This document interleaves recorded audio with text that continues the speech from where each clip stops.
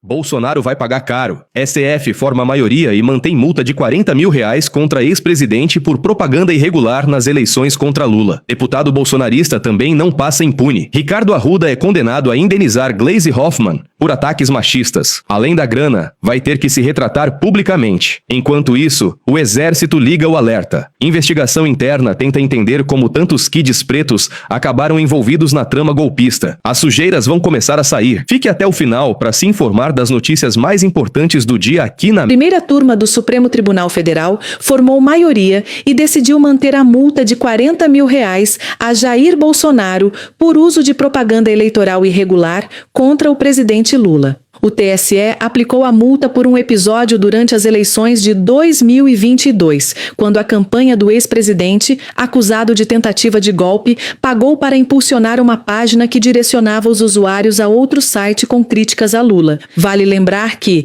pelas regras eleitorais, só é permitido patrocinar publicidade positiva e não ataques contra a oposição. Dados do processo apontam que a propaganda negativa atingiu mais de 4 milhões de pessoas, além de custar R$290 mil para exibir anúncios mentirosos por quase um mês. Discutida em plenário virtual, o julgamento vai até o dia 4 de abril. Flávio Dino, relator do caso, votou a favor de manter a decisão do TSE ao lado dos ministros Alexandre de Moraes e Carmen Lúcia.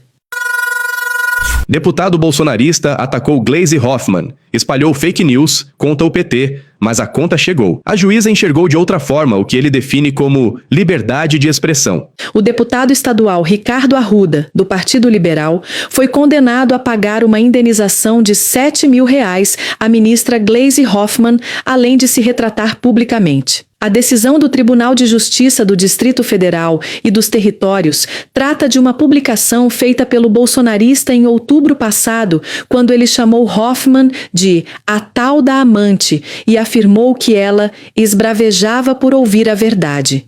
No post apagado pelo covarde, ele também afirmou que todos os presos de todos os presídios do Brasil comemoraram a vitória de Lula.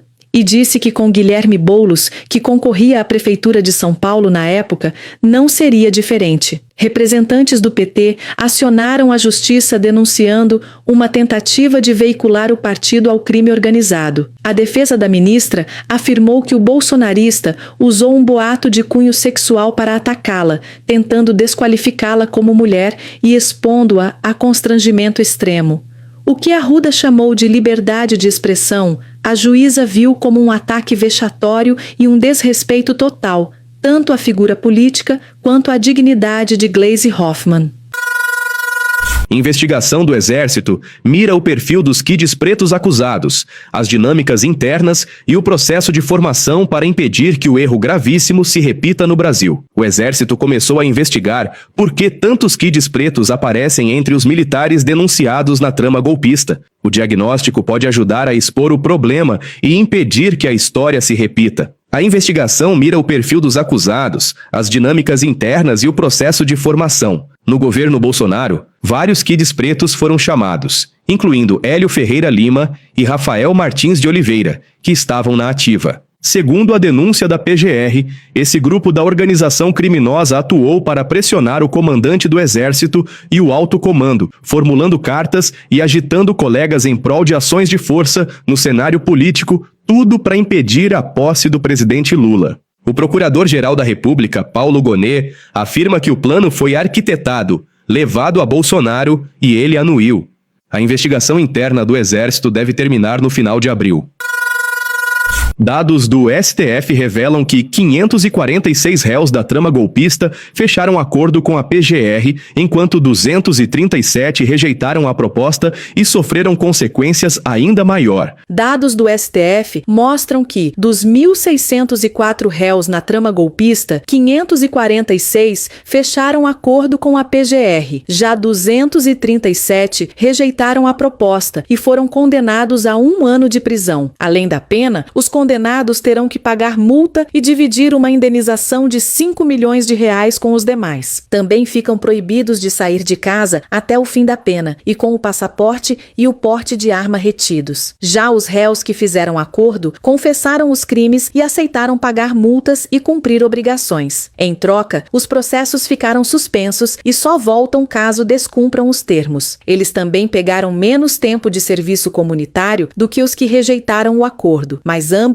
são obrigados a assistir a um curso sobre democracia feito pela PGR. Vale lembrar que os acusados de crimes leves são aqueles que não participaram diretamente dos ataques, mas ficaram acampados em frente aos quartéis pedindo por intervenção militar. Em sua rede social, a ministra Gleisi Hoffmann explicou que não é para estes condenados do 8 de janeiro que se volta o projeto de lei de anistia apresentado na Câmara. É para livrar da punição o réu Jair Bolsonaro e os comandantes do golpe, que ainda nem foram julgados pelo STF.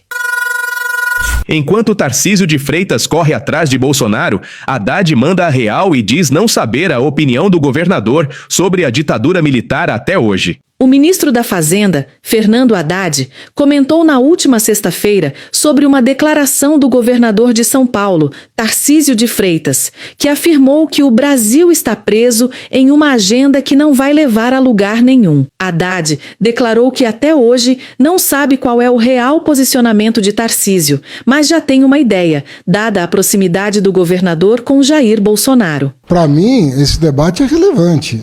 Eu não acredito que não seja um tema correto julgar um presidente que tenha tido o comportamento que o Bolsonaro teve. Talvez para o Tarcísio não seja relevante o ambiente ser democrático ou não ser democrático, até porque eu não sei qual a opinião dele sobre a ditadura militar até hoje. Acredito que deva ser favorável, né, pela formação e pela proximidade dele com o Bolsonaro. Para mim, que sou professor de ciência política, a coisa mais relevante do mundo é a minha liberdade. Nada é mais relevante do que a liberdade de cada cidadão brasileiro. Nada. Viver sob a ditadura é uma coisa muito séria. É muito grave você não saber se vai chegar em casa pelo que você pensa, pelas ideias que você defende, pela forma como você quer participar da vida política nacional. Logo após Bolsonaro se tornar réu no STF, Tarcísio correu para as redes defender Bolsonaro, ignorando completamente os crimes que o ex-presidente cometeu. Nesta segunda-feira, ministros foram às redes para relembrar o golpe de 1964 e exaltar democracia, relembrando que pedir anistia a Bolsonaro é permitir que o retrocesso e a violência contra a Constituição voltem a dominar o país.